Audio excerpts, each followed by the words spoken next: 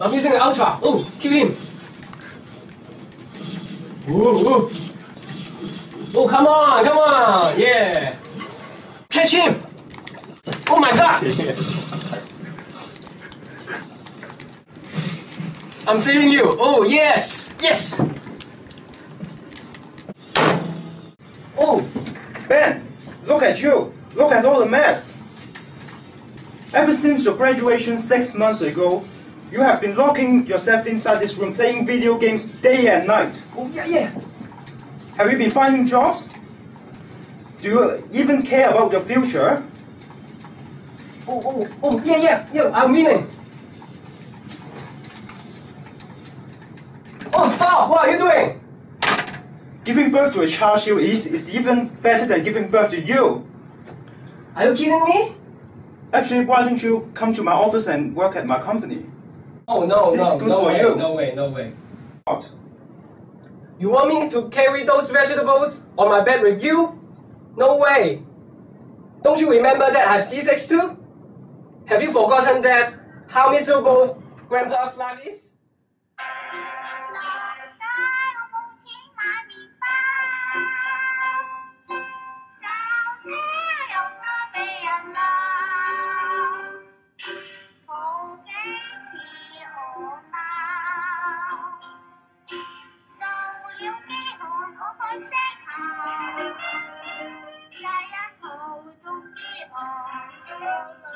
My dear, I'm going to Zhuhai this trip.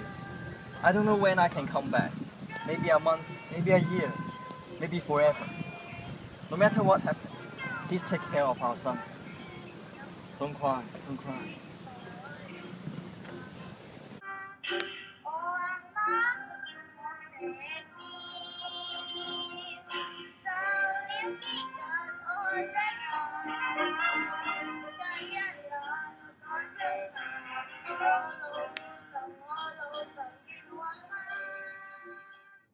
Don't worry, Ben. Have you ever read the newspaper? Have you ever heard of the Hong Kong Zhuhai Macau Bridge? It's a lot more convenient now. Oh, really? How so? You see, currently there's no direct land connection between Hong Kong and the West Bank of PRD. With the HZMB, passengers and goods can be transported directly between Hong Kong and the Western Delta region, and this will greatly reduce the traveling time and costs between Hong Kong, Zhuhai, and Macau. The Western Delta cities will thus fall within a 3-hour commuting radius from Hong Kong. We can arrive at the Western Delta region by a more direct route, instead of spending half a day and routing Shenzhen, Dongguan, Zhongshan before getting there. We can also go to Macau by land much quicker and more direct in the future.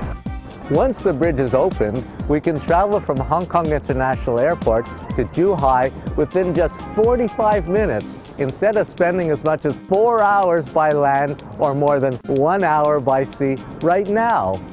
It sounds okay to me, but give me some more time to consider and do some research.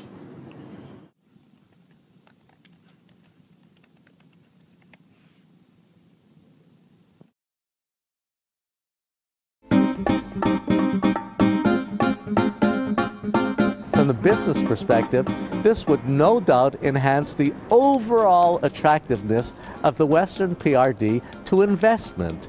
The bridge will also enhance Hong Kong's position as a trade and logistics hub, since goods from the Western PRD can make better use of the airport and container ports in Hong Kong for shipment.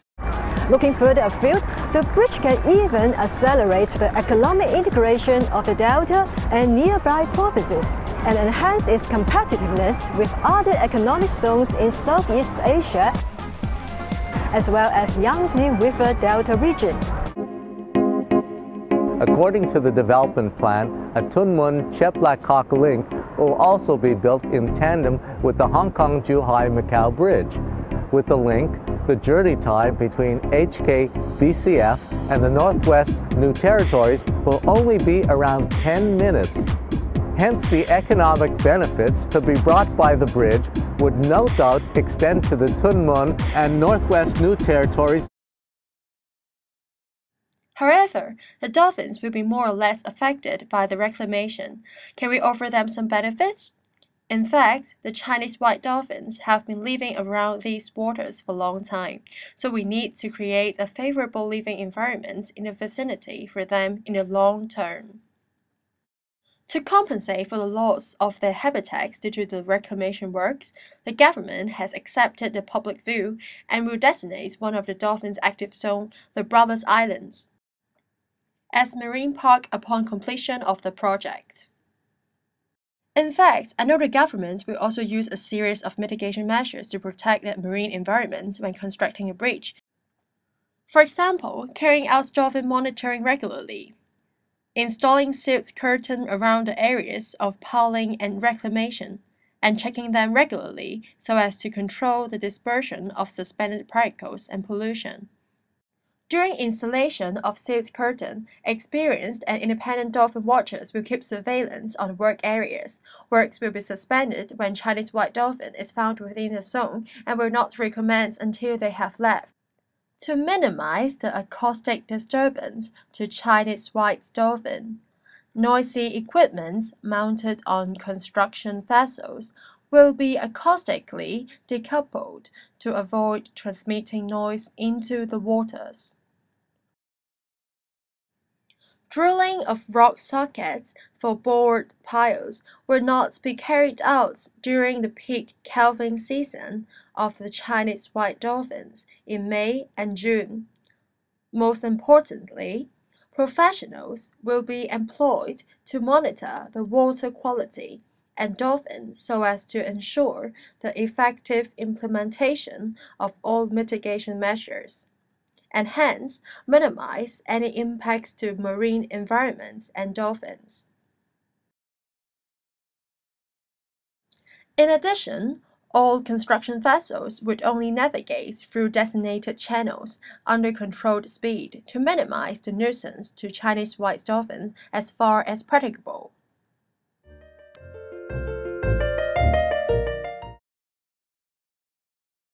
In fact, many advanced and environmentally friendly methods will be used for constructing a bridge. Firstly, we combine the two reclamations of the HKBCF and the southern landfall of the Tunmun Chatlapkot link so as to minimize their environmental impact. Secondly, during construction, we will adopt an unprecedented non-dredge reclamation scheme, which will be the first of its kind in Hong Kong to construct a seawall.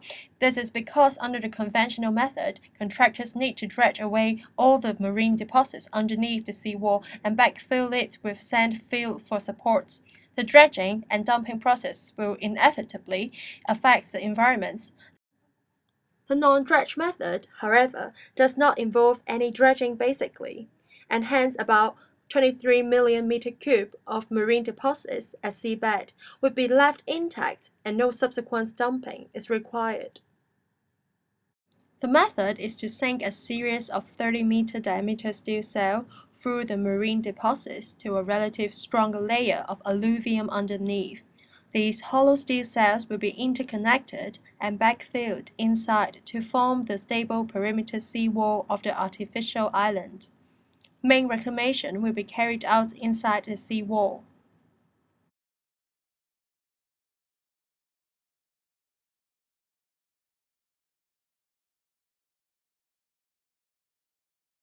Moreover, the Tunmun Chatlapkot link will also have special environmental measures. We need to construct a 5-kilometer long subsea tunnel underneath a main navigation channel between HKBCF and Tunmun. The government has considered at the beginning to use the conventional immersed tube method, which have been used for other subsea tunnels in Hong Kong. This would require extensive dredging and pose impacts on the nearby marine ecology. After careful consideration, the government finally proposes to use tunnel boring machines to form subsea tunnels. This method saves the need for dredging the seabed and disposal of marine sediments, alleviating the impacts to marine ecology and water quality to the minimum. Seems the project will bring benefits to many aspects, especially the logistic industry. Let's find my friends to chat. 5, 6, 7. Hey, long time no see.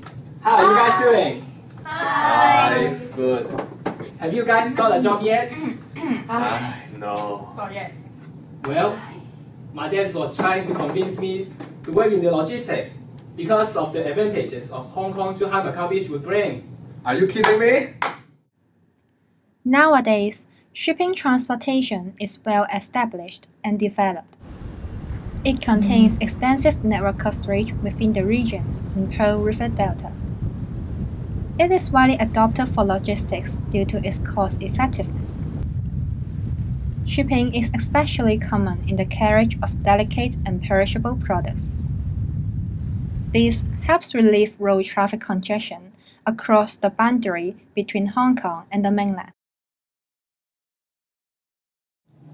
Logistics is a lost cause. Do you even think that the bridge can benefit this industry a lot? How about tourism? The bridge would likely promote tourism with the reduced commuting time. It actually encourages the tourist industry by attracting a lot of mainland tourists. Hey, let's plan for a one-day trip in Macau and Zhuhai. Let's try our luck in casinos and go for a massage. I personally look forward to the convenience that the bridge will offer, making it possible for us to shuttle between the shops and the delicacies in Hong Kong. The leisure lifestyle of the Western Delta region and the dazzling entertainments in Macau within a single hour. We can truly enjoy the high-quality living of the PRD region. Huh? Wouldn't that bring along a huge influx of mainland tourists? But I live in Dongchong. Our infrastructures are already beyond its capacity, and the transportations are saturated and the shopping malls are filled with mainlanders now. There will be a Tuen Mun Chek-Lap Kok link connecting with the HKBCF. Southward, it will link to the North Lantau Expressway. Northward, it will link to Tuen Mun and the Northwest New Territories. With such good transportation connectivity, traffic jam on the existing roads of Tung Chung Town will be avoided. Exactly. I'm allergic to air pollution. The increased traffic must make it worse. And I choose to live in Dongchong only because I can buy cheap stuff there. Now, the price level must increase again. Property prices keeps increasing. How can I buy a flat? We are worried about the Hong Kong boundary crossing facilities located 2 kilometers away from Dongchong would cause air and noise pollution, but the latest assessment showed the buffer distance is sufficient to reduce such impacts. Such impacts have been assessed to ensure compliance to the EIAO. Don't be silly. Huh? You guys don't even have a job. Wait till you can afford to pay the first payment of mortgage. Every coin has two sides. Same for the Hong Kong-Zhuhai-Macau bridge. Definitely, the bridge will bring some economic benefits. Yet, at the same time, we should not forget about the social, cultural, and ecological concerns. Whether or not the benefits will outweigh the costs, time will tell.